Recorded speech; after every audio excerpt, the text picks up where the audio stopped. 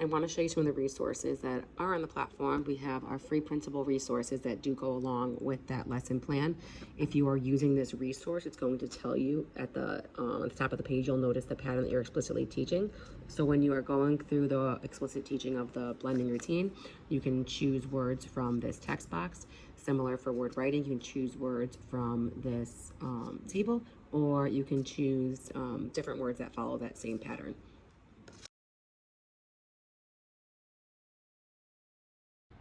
For the sound fluency activity, you want to practice previously learned sounds. So if you've explicitly taught a pattern, you want to make sure you're giving your students plenty of opportunities to practice those sounds in isolation.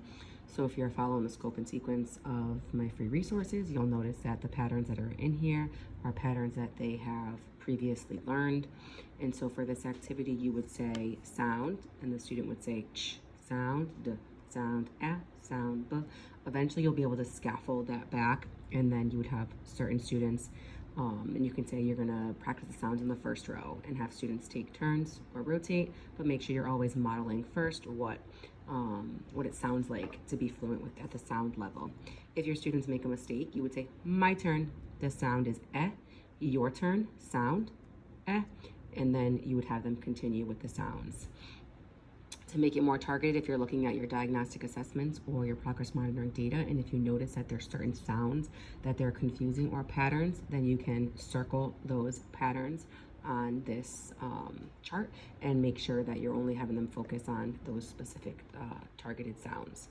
For the sound dictation, you're going to think about the sounds that they are confusing or maybe sounds that they need more practice with, and you would say that sound. So I would say eh, and then the students would write the uppercase and the lowercase letter for that sound, eh. And then you can model and show your students to make sure they're writing those correct letters. And then for pattern review, that's where you want to think about, okay, what patterns have I previously taught my students? And so if you're thinking about CVC patterns, you know, and words are confusing, words with and with those nasal A sounds are confusing. So sometimes I'll review some of those patterns and I'll say and, the pattern is and, right? So I know and is a word, it's a word part. I know that each letter is making its own sound, but that nasal A can be confusing. So I would tell them the pattern and then I would give them a word with that pattern, like in pan, and I would have them write the pattern. And to segment it out first, they can touch each circle, put a dot, put and have them write the word for the pattern review. And as you start to teach them new patterns, then you want to make sure you're giving them plenty of opportunities to practice those patterns. So think R controls, any of your digraphs, vowel patterns. Here's where that pattern review comes into play. You can easily practice those same activities using simply a whiteboard, just following a scope and sequence. So for this, you want to make sure you have an understanding of those previously learned patterns. You can take a look at their diagnostics or their progress monitoring assessments, and then you can just jot down on a board some of those patterns that they're confusing. And then you would follow that same routine. Sound, sound, sound. Arrow would be my turn, and then your turn. And then dictation would work the same way. You would say the sounds b and have them write the uppercase and lowercase letters for those sounds. If they have any confusion with B's and D's, here's an opportunity where you can show them, you know, 2 thumbs up for your B's and D's, or you can draw a picture for them to understand that B, I like to say B looks like a bat and it's hitting my ball, right? And then for D, we could have our little donut on our stick just for a visual. Sometimes those 2 visuals are helpful. And then for your pattern review, it would be the same way. You're looking for the patterns on the assessments that you've administered, and you want them to practice those patterns. So if I just recently taught R controlled patterns, I would want to focus on that. So I might say R, which pattern says R, and I want them to write down AR. Give them an opportunity first to tell you the pattern before you tell them, and then have them write a word with that pattern, like in card, R, D. When you're practicing that pattern review, an additional layer of a scaffold would be having them draw out your lines for the sounds that they hear, and then having them write the the letter or letters that are associated with that pattern on the line. So k, r, d, cart. So here we have our sound fluency, sound dictation, and we also have the pattern review. If you use any of the free resources, they're already laid out for you in the free resource documents. And then there's also additional booklets you can access on the platform that have the sound fluency, sound dictation, and the pattern review as well. And if you do not want to print out any resources, that's okay too. You can just get a whiteboard and a marker or a notebook and a pencil, and you'll be able to complete this activity.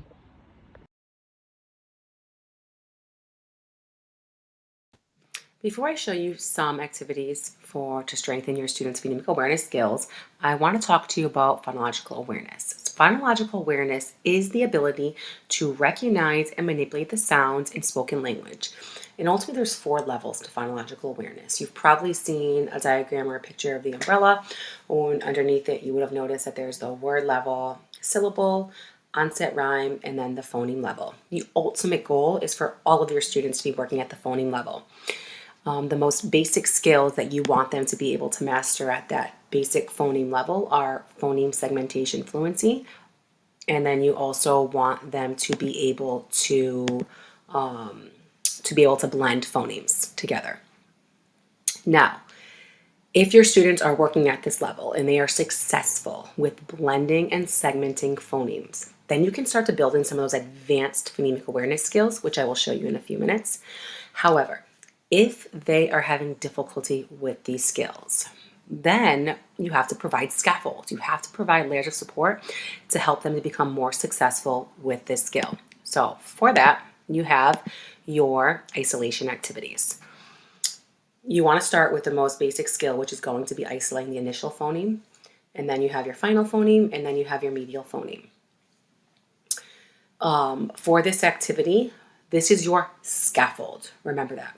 So if your students are already successful at that phoneme level, you do not need to practice these isolation activities. However, if they are unsuccessful, you definitely want to make sure you are practicing these isolation activities. If they're still having a difficult time with these activities, then you may need to incorporate some more practice with some of the more simpler tasks, like word level skills, which could include compound word addition, compound word deletion, compound word substitution, or syllable addition, syllable deletion, and syllable substitution. These skills, usually with about a week or 2 of practice, explicit instruction and modeling, your students within 2 weeks can become very successful at these 2 levels. The onset rhyme level may take a little bit longer. And the key here is that you are consistent in providing multiple opportunities for your students to practice these tasks. For blending onset rhyme, you are going to have your students, listen carefully as you say a word part and the beginning sounds, and then you want them to be able to blend the onset and rhyme. So for this one, it can be tricky sometimes with students for blending onset rhyme. So this one, you may need to provide an additional scaffold, which would be blending the body coda. And so for that, you would say your initial consonant and your vowel. And then you would say, for instance, hat. And then you would have your students blend the word. And you would want them to tell you the word is hat. And you would have to do that regularly. However, you still want to make sure that you're exposing them to that phoneme level. So if you started off by saying hat, and they said hat, and then you can show them at is hat. And you want to make sure you're giving them opportunities to hear what it sounds like at that phoneme level. For segmenting onset rhyme, you're going to say the word, and you're going to have the students isolate that initial sound, and then you're going to have them say that rhyme or the word or word part. These activities, remember, they are scaffolds to get your students to that phoneme level. And if your students are already working at that phoneme level, then you can start incorporating some of those advanced phonemic awareness skills, which would be the phoneme, the addition, final phoneme addition, create a blend, and then adding a second phoneme, right? These skills progress from simpler to more complex tasks. So if you're administering this assessment and you notice that, they're really struggling with phoneme addition, that's where you really want to start your instruction. And then you can progress to the more complex skills. and then you would move on to phoneme deletion. You have your initial, then you have your final, and then you have your deleting your second phoneme from a blend, which is definitely a little bit trickier. And then you have your substitution. You have your rhyme substitution, initial phoneme, final phoneme, and then your vowel substitution. So remember, these are those more advanced phonemic awareness skills. The goal of this screener is for you to ultimately identify where your students fall in that continuum. If they are already segmenting and blending at that phoneme level, then you can start to incorporate some of the advanced skills into their daily practice. And if they're not, then you can start to incorporate some of those scaffolds to get them exactly where you want them to be. And then I'm going to show you some activities now for that. I'm going to first show you some activities for phoneme isolation. The first picture is sad. I'm going to have my students repeat that after me. Sad. If I was focusing on the onset, the initial sound, I'm going to tell my students, today we're going to listen for the initial sound in a word. Watch me as I stretch out this word. Are you ready? Sad. I'm going to go back. Did you hear that first sound? I heard s. Repeat it after me. S. Sad. S is the first sound in sad. I can use the Elkonin boxes to draw circles inside the Elkonin boxes. If you have Elkonin boxes in front of you, you can have your students draw circles inside the Elkonin boxes or move a chip for that initial sound. You can also use those poppets, fidgets, and have them push down the number of circles for each sound, and then only focus on that first sound. Have them push down when they hear that first sound, to help them remember that first sound. And then if you were going to do this activity, you don't want to just focus on that initial sound. You want to make sure they're hearing all of the sounds. So then I may say, the word is sad. What is the word? Sad. We already listened for that first sound and we know the letter S says S. Now we're going to listen for the last sound. Are you ready? Sad. At first is going to be heavily guided. So you may just have some of your students repeating the sound after you, and that's okay. That's the first step, right? That's an intensive intervention layer of support. And then eventually you can start to pull back on that layer of support, and you may not need to over enunciate that sound as much. So maybe it's saying sad, and they're able to pull that sound out on their own. And then if you're going to work on that medial sound, you would do it the same exact way. You would say sad. This is the trickiest sound part of the word to isolate. So you're going to have to spend more time really over enunciating that vowel sound. And some of the sounds can be tricky at times. So you want to make sure you're really over exaggerating if your students have a really hard time with that. And then after you do that, you want to say the whole word and you want to segment all those sounds. Sad. The sounds in sad is the first sound, ah is our middle sound, and d is our final sound. And then have your students repeat it after you. So they're seeing the purpose for this activity, right? We don't want them just to isolate a sound. We want them to understand that they are truly pulling apart the sounds in a word to help them segment, and how this is eventually going to support them with their reading and writing skills. And then, like I mentioned, once you're done, doing isolating individual sounds, you want them to understand what the ultimate goal is, which is for them to segment those individual sounds in the word. And you can draw circles for your Elkonin boxes for that. I find the arm taps works really, really well with all learners. Just remember, they're not going to get it right away. It's going to take a lot of practice, a lot of repetition, and just being consistent with your structures and routines on a regular basis. And then when you are blending, you are going to, once again, it's probably going to be heavily guided at first, and you're going to show your students, you're going to tell them the sound, ah, and then you're going to have them blend hat, hat. So they're going to be incorporating that blending within their decoding routines. And then there are also blending activities that are included with in the lesson, some oral blending activities, which you're really going to see at that preschool kindergarten level with the letter naming and letter sounds unit. And then at the beginning of that CDC unit, you will see more of those blending activities. So once they are able to segment and blend at that phoneme level, you want to work with some of those advanced skills, which I'm going to show you next. All right, so you're going to notice here how it's already progressed to focusing on that medial sound. And so here's, once again, you're going to do that scaffold. It's going to be heavily guided for the students to isolate that middle sounds. Now, if you're using my slides, you're going to have a teacher script that's going to tell you some activities you can do to remediate or to extend some of the lessons. If your students are already working on these skills or have already mastered them, you do not need to work on isolation if they're already segmenting and blending at that phoneme level. And then you can work on those more advanced skills. They are already embedded within all of the lessons and throughout all of the digital slides. They progress from simpler to more complex tasks. So N at T, to the beginning of N, what is my word? 10.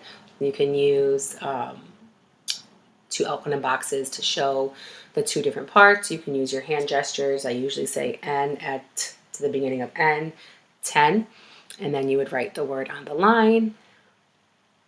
You would model. And then obviously you're going to guide your students through a practice and then give individual turns for your students. And then I have hen. Tell me the sounds you hear in hen. N without the N. So same thing here. I could draw circles in the boxes. Tell me all the sounds you hear in hen. N without the, and usually I cross that out for them to understand that N is the part that is left. And so right there, now we have our substitution part. So I have pen. Tell me the first sound you hear in pen. What is the rest of the word? N. Change the N to at. What is my new word? Pat. Once again, I use the hand gestures. So I use, if I'm substituting, I have my palms up and then I flip a palm to show the part that is being substituted. And as you progress through the lessons, you're going to notice that these skills also progress from simpler to more complex. And if your students have already mastered, this is why it's important for you to administer that, screener that I showed you a little while ago, because if your students already mastered these skills, you're going to notice that in the speaker notes, they are going to show you what the extension would be or what the remediation, what the support would be, so that you are not just going through a task just because it's in a program. We need to make sure our instruction is really targeted and we're not just doing meaningless tasks. We want to make sure that we are moving our students and not holding them at a skill level. And so that's why it's really important to understand where they are, and that diagnostic will help you with that. If your students are struggling at the phoneme level and you need to work on some of those earlier skills, like working at the word level, syllable level, or onset rhyme level, then I'm going to share some individual videos that really focus on those levels. And that will help you with incorporating some of those skills into your daily practice. As I mentioned, if you are using the digital slides, these activities are already embedded into all of the slides, all the way up until through the long vowel unit. Students are working on phonemic awareness, some of the basic skills and advanced skills.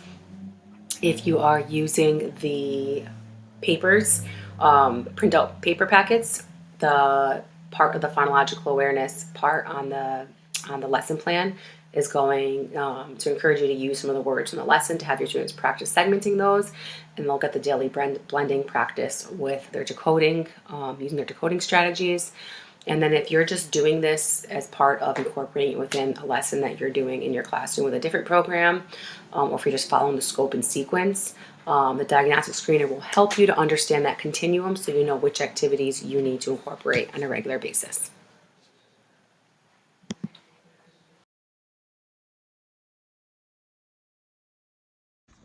Each skills level includes a general phonics lesson plan where it will walk you through each step and give you explicit instructions on how to teach your students. For today, I'm going to show you how to introduce the new concept, provide guided practice, word reading, word fluency, word writing, word dictation, and we're going to go through those steps together. Today, we are going to learn how to read and write words that have the ch sound. The letters C and H can be combined together to form the digraph ch. Repeat after me. Ch. Excellent. I want you to watch my mouth and notice what my mouth is doing as I produce this sound.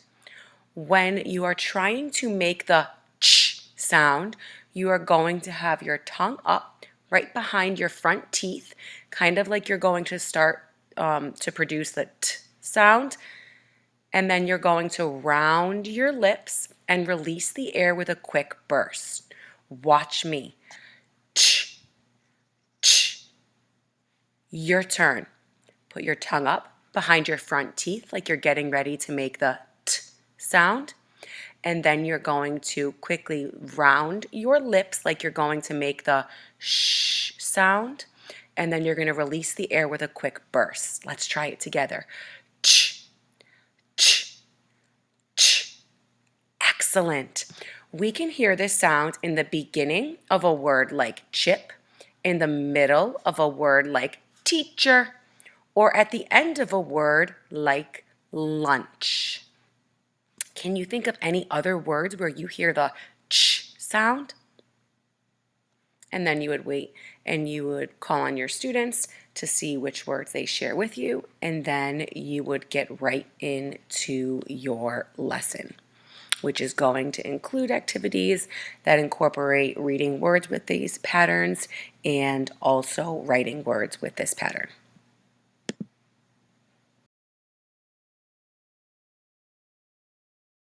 The first thing I want to do is I want my students to start to recognize patterns within words since we've moved beyond the CVC pattern. So I'm going to show them that I recognize the CH, the digraph CH says ch.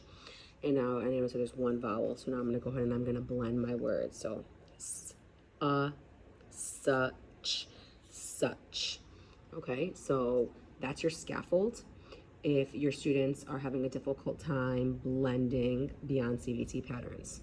If your students are able to blend them successfully, then you can just scoop up each of the sounds to help them with that continuous blending routine. Such, okay? And then you would read the whole word, such.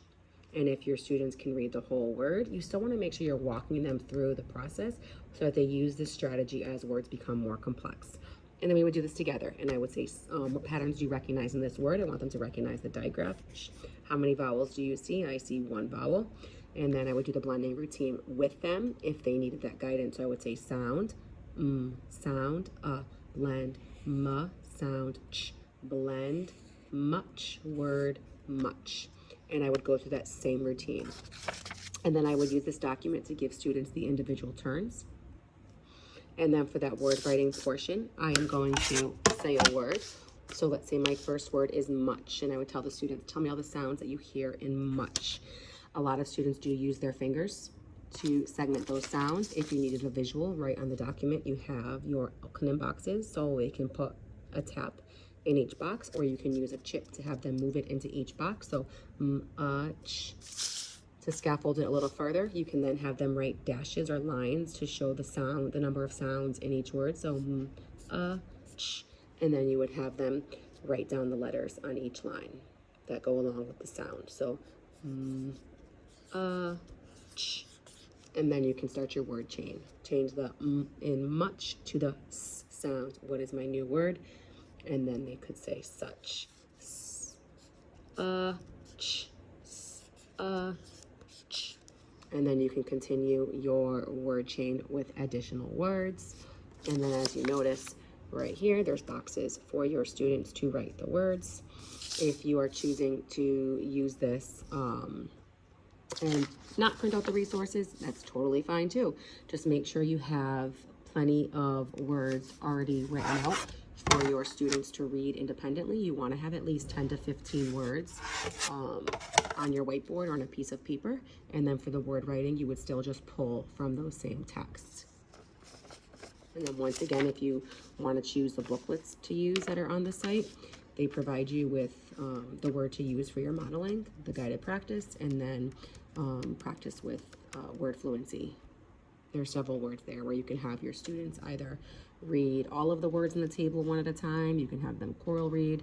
It's really important that they're getting the repetitions independently. So you want to make sure that you are definitely listening in and giving all students an opportunity to practice these words.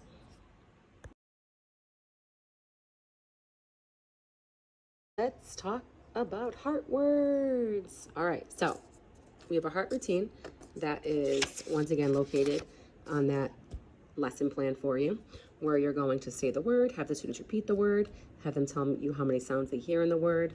What is the word? You're going to ask them again. Tone the word. Yes, the word is, and then you are going to write the word. Remember, high frequency words, they can be flash words, which means that they are decodable. They can be temporarily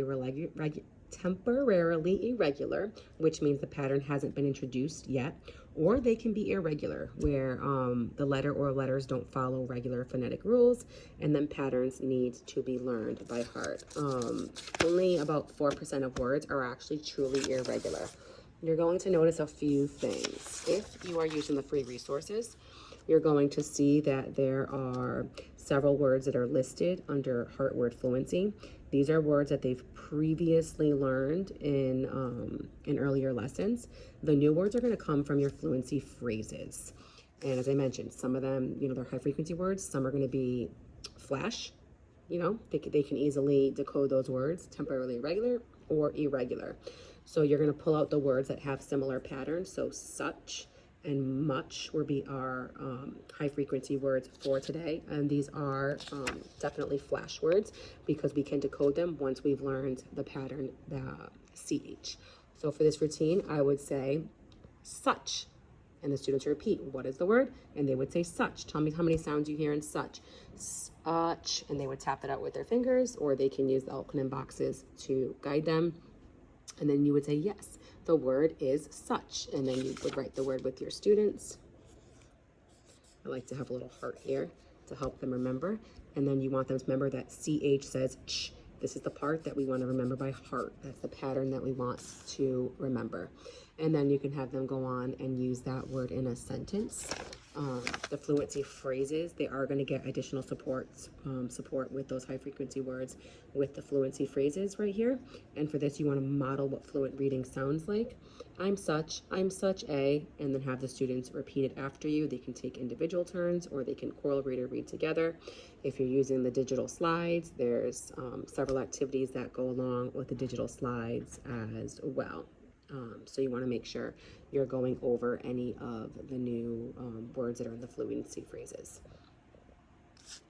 And then you would repeat this with all of your high frequency words in future lessons. If you are using the workbooks, you'll notice that we've highlighted specific high frequency words as well. You don't have as many high frequency words in the printable booklets. There's usually only about one word that you're focusing on for that lesson, following the same routine. If you're using the digital slides, that's where you will get access to all of the high frequency words and resources. And those high frequency words are pulled from the Dolch list, the Fry list, and additional school district lists that they have for high frequency words and teaching irregular words and patterns.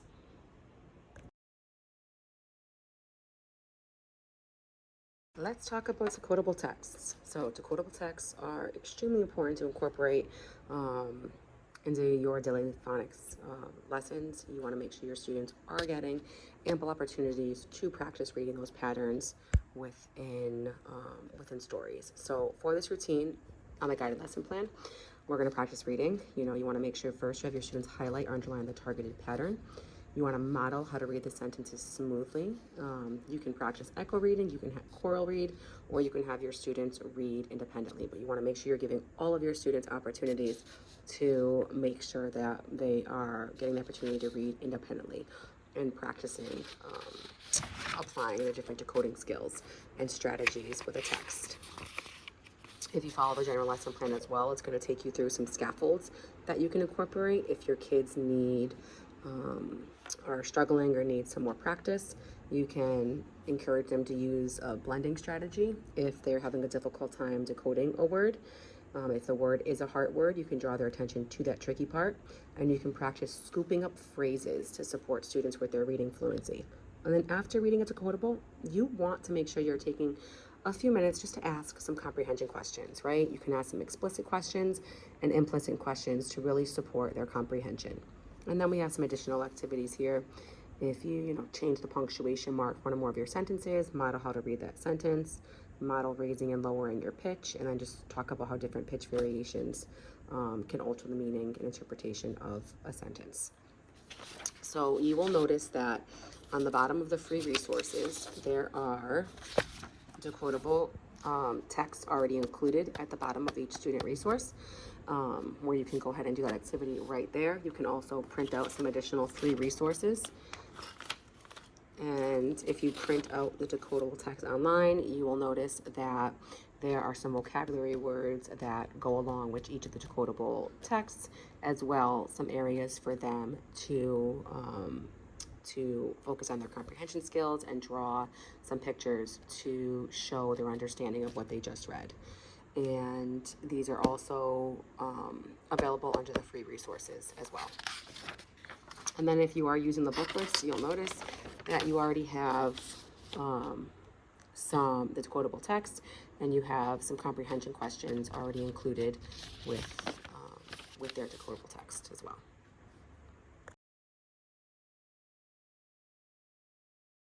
Let's talk about sentence dictation. So we know that we can put groups of words together to make a sentence. You want to make sure that we are giving students an opportunity to write a sentence after each lesson, and we want to make sure they're incorporating the new pattern that you've explicitly taught.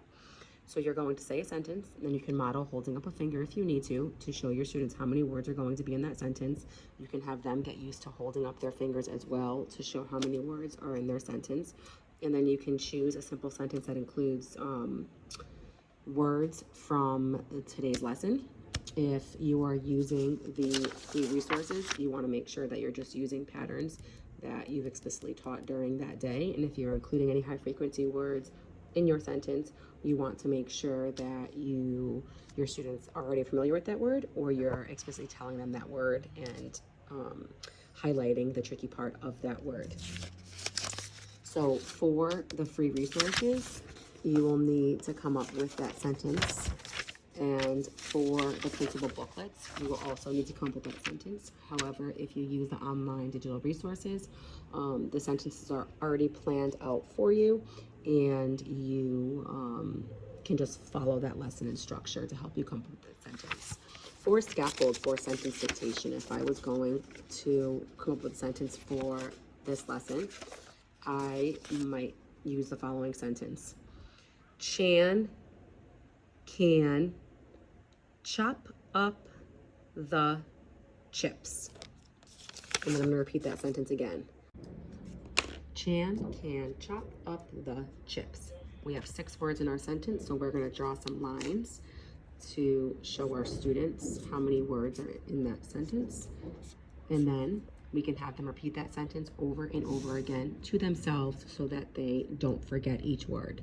This is something you're going to have to practice every single day so that they get used to remembering those words and get used to using the strategy. So chan,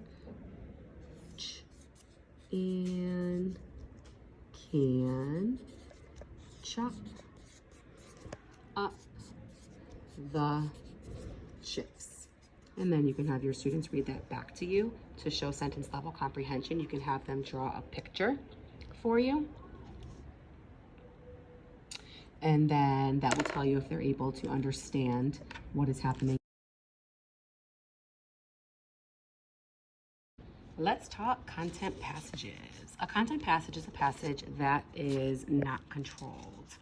And you want to make sure that once your students are have pretty much learned those CBC patterns, most of the beyond CBC patterns, that you're giving them practice not only in decodable text, but also in uncontrolled text, which would be like a content passage. So I'm just showing you the lesson plan so you can see.